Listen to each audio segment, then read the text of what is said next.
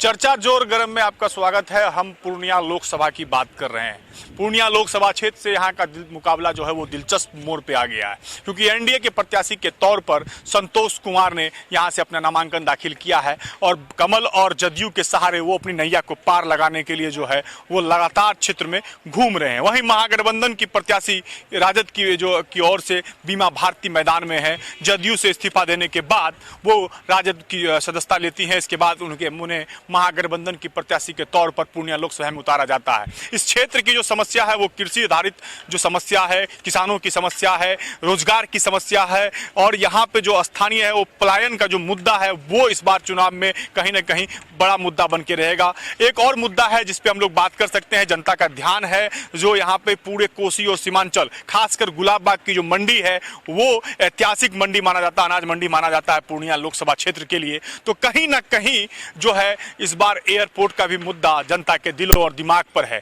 अब बात करते हैं हम लोग कि पूर्णिया से जिस तरह से पप्पू यादव नामांकन और ताल ठोके हुए हैं, उन्होंने सीधे तौर पे कहा था मरते दम पर पूर्णिया नहीं छोड़ेंगे। तो क्या त्रिकोणीय मुकाबले में आखिर किसके हाथ लगेगी बाजी, जनता किसके सर सजाएगी ताज, आखिर क्या मुद्दा होगा, युवाओं को रोजगार कितना मिलेगा, पलायन कब रुकेगा, किसानों की समस्या कब दूर होगी। बात करते हैं, हमारे साथ में युवा चेहरा है। क्या नाम हुआ? भवानी कुमार। क्या भवानी जी, क्या मुद्दा रहेगा इस बार के लोकसभा चुनाव? देखिए हर चुनाव का एक मुद्दा होता है, शिक्षा हो, रोजगार हो। तो इस बार का जो सबसे बड़ा मुद्दा है पूर्णिया लोकसभा का, एयरपोर्ट को लेके पहला यह हो गया, क्योंकि आपने पहले भी देखा होगा कि अमित शाह जी ने घोषणा करके गया था कि एयरपोर्ट जो है यहाँ बन गया है। उन्होंने यहाँ नहीं घोषणा किया कि यहाँ बनेगा, उन्होंने घोषणा किया कि बन गया लगा, हाँ उड़ने लगा है। तो आप देखें अभी तक कोई बात नहीं हुई, अभी तक में कहीं कोई विकास का मामला नहीं दिख रहा है। और इस लोकसभा चुनाव का सबसे बड़ा मुद्दा एयरपोर्ट रहेगा। रोजगार और पलायन का मुद्दा। हाँ बिल्कुल, रोजगार के जिस तरह से बात हो रही थी, केंद्र की सरकार थी और लगातार 10 वर्षों से है, और कहीं ना कहीं पलायन जो समस्या है, मजदूरों का बाहर निकलना, आप कह सकते हैं कि युवाओं के लिए शिक्षा पे जोर देना। हालांकि जो विकास की बात है वो यहाँ के एनडीए के प्रत्याशी लगातार कर रहे हैं कि मेडिकल कॉलेज से लेके विश्वविद्यालय से लेकर यूनिवर्सिटी तक का निर्माण हुआ है। तो क्या लगता है कि युवाओं को इस बार जो मोदी जी आए कि जो चुनावी रैली चल रही है, चुनावी रन में है, तो युवाओं का रोजगार भी मुद्दा रहेगा आप लोगों की? बिल्कुल रहेगा, युवाओं का रोजगार का मुद्दा रहेगा। आपने देखा कि आरजेडी जब सरकार में थी नीतीश बाबू के साथ, तो आपने देखा कि कितना रोजगार उन्होंने दिया पढ़े लिखे युवाओं को, जो बेरोजगार घूम रहे थे उनको रोजगार देने का काम किया। अभी आप देख लीजिए जैसे उनसे अलग हुआ नीतीश बाबू, तो अभी आप देख रहे हैं कि एग्जाम जो होना था टीआरई 3 का वह रद्द हो गया। तो इससे पहले जो तेजस्वी जी थे तो उन्होंने कितने ढंग से जल्दी जल्दी एग्जाम लेके जल्दी जल्दी सबको रोजगार दिया। तो निश्चित ही हम लोग भी चाहेंगे कि उसी प्रकार की सरकार बने। और रही केंद्र की बात, तो केंद्र में आप देख रहे हैं कि कितने जुमलेबाजी हो रही है, हर मुद्दे पे जुमलेबाजी होती है, विकास का कहीं कोई नाम नहीं होता है।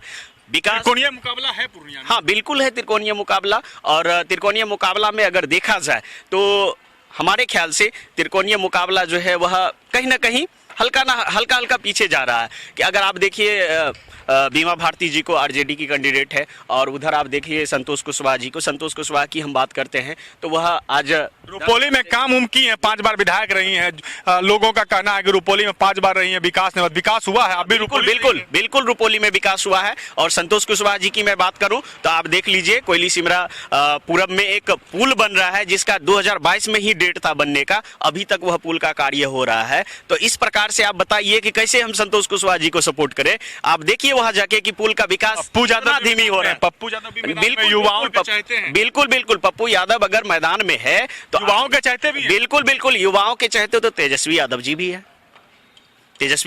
है। और पप्पू यादव की अगर बात की जाए तो मान लीजिए कि पप्पू यादव दूसरे जगह से आए हैं, यहाँ मधेपुरा से लड़का बेटा है पूर्णिया के। नहीं मधेपुरा के भी इससे पहले बेटा थे। मधेपुरा में क्या हाल हुआ उनका, तो वही यहाँ होगा। चलिए, अब क्या नाम हुआ आपका? मेरा नाम ललन कुमार सहनी। ललन जी, क्या रहेगा, पढ़ाई लिखाई के साथ साथ किसानों का भी समस्या बहुत है। सही समय पे खाद नहीं मिलता, समय समय पे यूरिया नहीं मिलता है, मजदूरों का पलायन हो रहा है, शिक्षा का भी देखिएगा कोई स्थिति नहीं है। हालांकि जो 10 साल का कार्यकाल है उनका दावा है कि हमने हर एक क्षेत्र में, हर एक विधानसभा में विकास कार्य करने का काम किया है। जी, कहने का तो सब बहुत सारा जुमलेबाजी करता है, वोट लेने के टाइम में सब आता है, सब बोलता है, बड़े बड़े वादा करते हैं, लेकिन जब वादा पूरा होने के बाद कोई सुनने वाला नहीं है।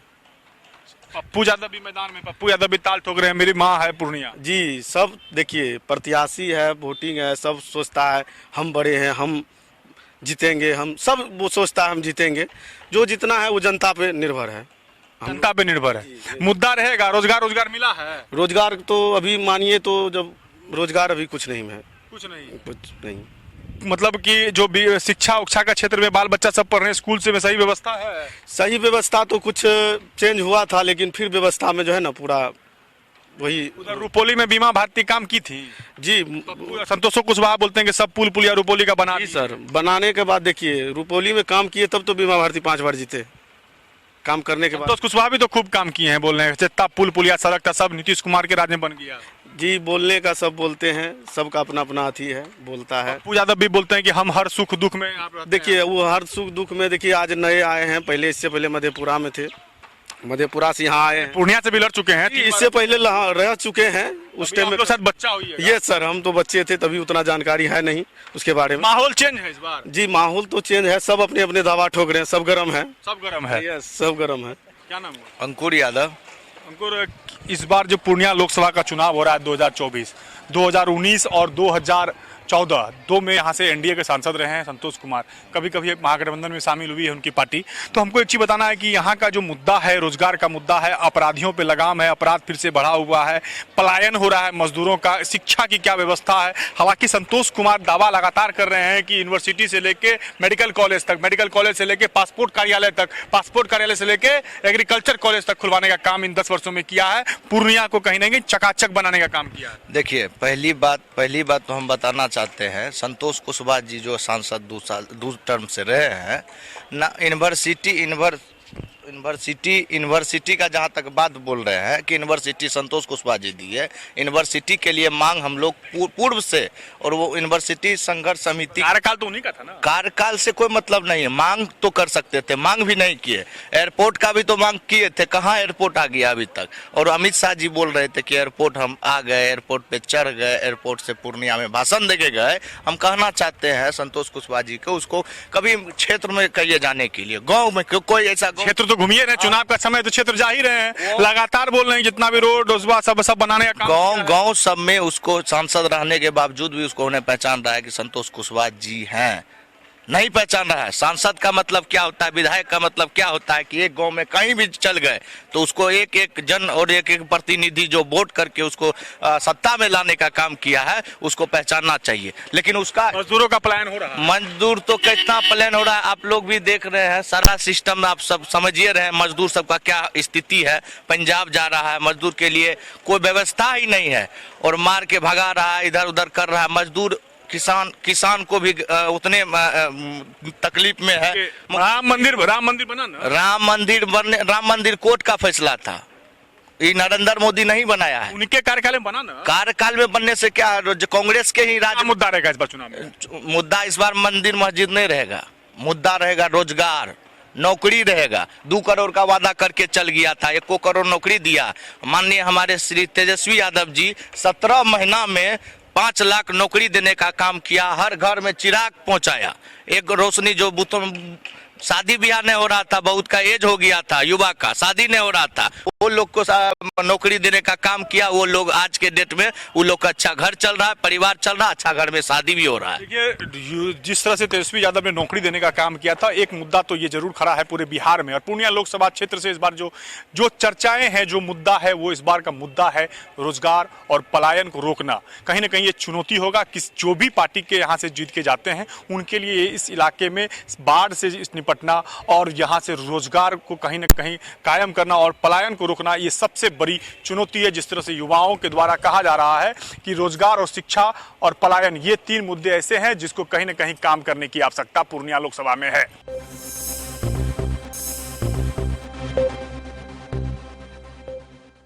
चर्चा जोर गरम में पूर्णिया का लोकसभा सीट, जहां त्रिकोणीय मुकाबला होने के आसार हैं।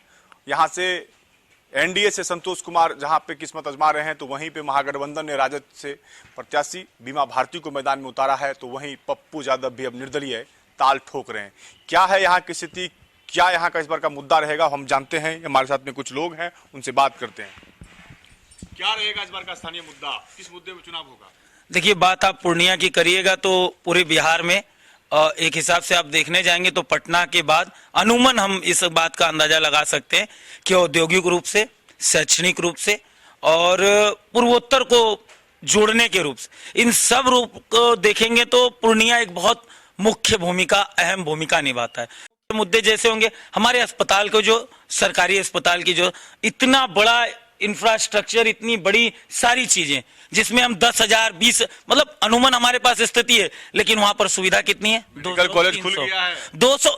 मैं क्या कह रहा हूं, हमारे पास सारा इंफ्रास्ट्रक्चर इतना बड़ा, सारी चीजें सब कुछ है, लेकिन उसमें जो सुविधा की मतलब यही बात हो गया कि इतनी बड़ी दुकान खोल दी है, लेकिन उसमें सुविधाएं, उसमें व्यवस्थाएं, उसमें डॉक्टर की जितनी अनुपस्थिति, जितनी उनको वो सब चीज। रोजगार का मुद्दा रहेगा, पलायन का मुद्दा रहेगा। रोजगार और पलायन देखिए, हम लोगों के लिए, हम लोगों के जीवन, खास करके हमारे बिहार और सीमांचल, सबसे ज्यादा पलायन हमारे यहाँ है। सबसे ज्यादा हमारे यहाँ से दिल्ली, अन्य हिस्सों में लोग रोजगार के लिए जाते। पलायन का मुद्दा सबसे बड़ा। केंद्र सरकार जो लगातार पहले हम लोगों को सपना दिखा देती है एयरपोर्ट, कभी हमारे सांसद महोदय और भारतीय जनता पार्टी और जदयू से जुड़े विधायक जाकर हमारे सिंधिया जी के पास जाकर लेटर लेकर खड़े हो जाते हैं। आज तक विधायक सांसद मिलकर एक वो सुविधा यहाँ पर उपलब्ध नहीं करा पाए एयरपोर्ट के। सांसद तो कह रहे हैं 2025 में चालू हो जाएगा, वो उनके बोलने। हवाई चप्पल वाला जहाज, सर, हवाई चप्पल, हवाई जहाज का आदरणीय हमारे देश के प्रधानमंत्री जो हैं, उनका लगातार ग्राफ जो है वो लोगों के बीच से नीचे जा रहा है। 2 करोड़ नौकरियां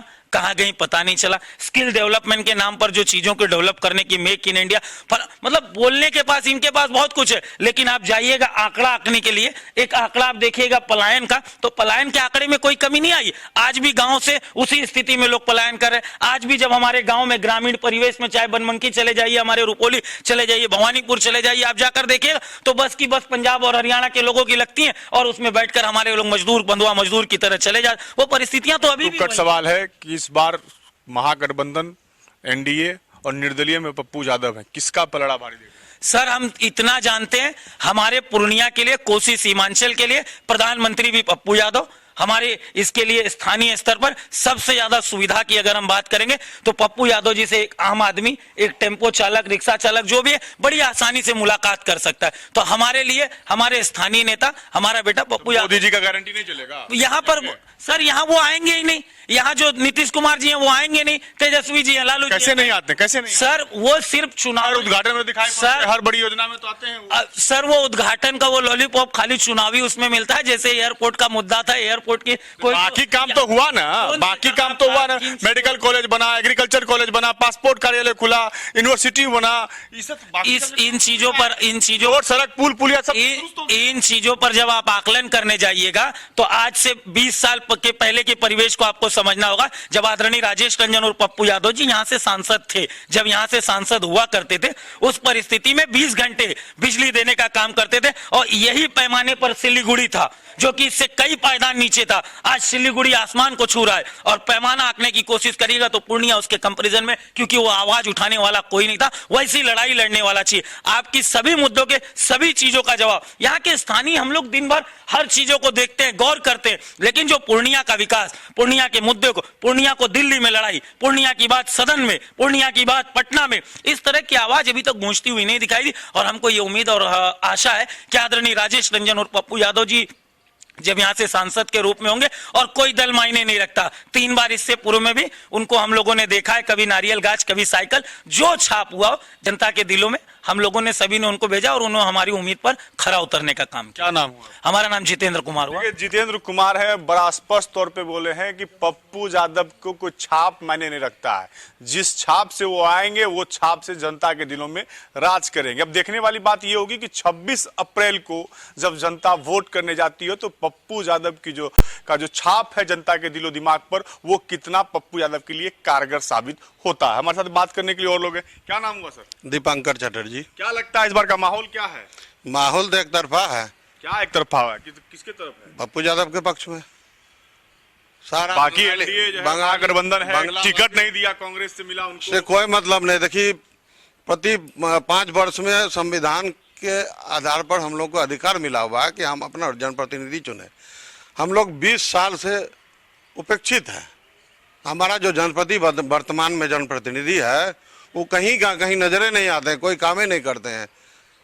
तो ऐसा व्यक्ति को चुन के क्या करें? आप अगर पप्पू यादव बोले, पप्पू यादव तो पूर्णिया छोड़ के खुद 3 बार गए, मधेपुरा गए, वहां से सांसद रहे हैं, फिर अब पूर्णिया आ गए हैं। जब मधेपुरा में उनको स्कोप नहीं मिला तो फिर कैसे पप्पू यादव यहाँ से सर्वाइव करेंगे? जनता के दिनों पे कैसे जाएंगे? पप्पू यादव हर दिन दिखाई पड़ते हैं, हर गरीब के काम में, हर गरीब के इसमें मदद करते रहते हैं। वह चाहे वो अस्पताल हो, चाहे आज ही नहीं, हम लोग कई बार दिल्ली भी गए पेशेंट वगैरह लेके, वहाँ भी हम लोगों को मदद किया गया पप्पू यादव की तरफ से। आज हम लोग तो बंगला भाषी हैं, बंगाली समुदाय से आते हैं। बंगाली समुदाय कई लोगों को दिल्ली में, पटना में इलाज के दौरान उनका मदद हुआ है। आज पूरा बंगला भाषी पूर्णिया में जो है सब पप्पू यादव जी मोदी जी की गारंटी और तेजस्वी का नौकरी नहीं चलेगा पूर्णिया में? कोई सब नहीं चलेगा, जो दिखता है वही बिकता है। और दिखने में सिर्फ पप्पू यादव दिखता है और कोई नहीं दिखता है। दिखने में सिर्फ पप्पू यादव दिखते हैं और कोई नहीं दिखता है।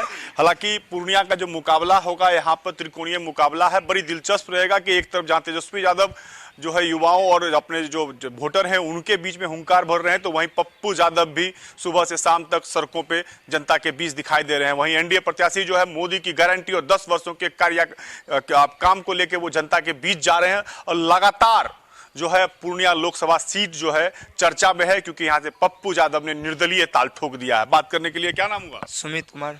क्या लग रहा है सुमित जी, इस बार युवा है, रोजगार का व्यवस्था है? देखिए, हम सब जो एनसीसी कर रहे थे तो एनसीसी कर रहे थे, हम सबको आशा था कि नौकरी आर्मी बनेंगे। उस योजना को हटा करके आर्मी को हटा के अग्निवीर वीर कर दिया। 4 साल देश के लिए जनता का बेटा, किसान का बेटा शहीद होते हैं जब वहाँ आप क्यों अग्निवीर पे सवाल उठा रहे हैं? हाँ, अग्निवीर पे हम लोग को छोड़ रहे हैं, 4 साल क्यों कर दिए? क्या कहेंगे इस बार, क्या माहौल है?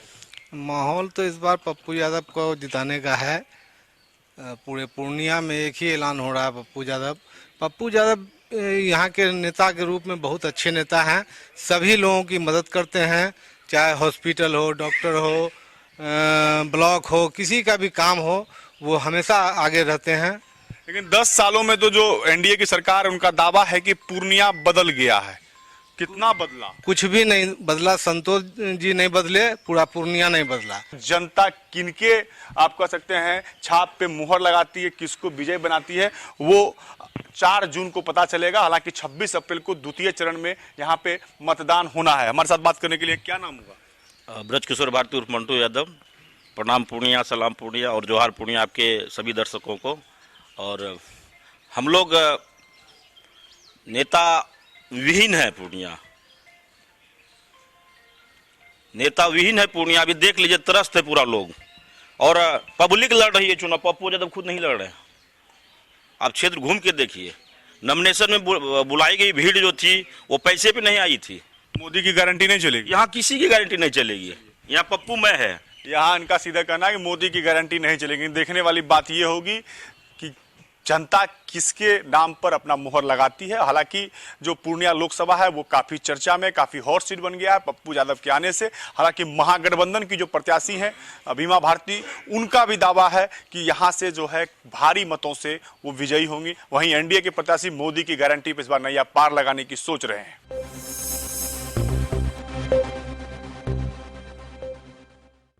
कुछ महिला है पूर्णिया लोकसभा की जो वोटर हैं वो हमारे साथ में हम बात करते हैं। क्या लग रहा है इस बार चुनाव में आपको?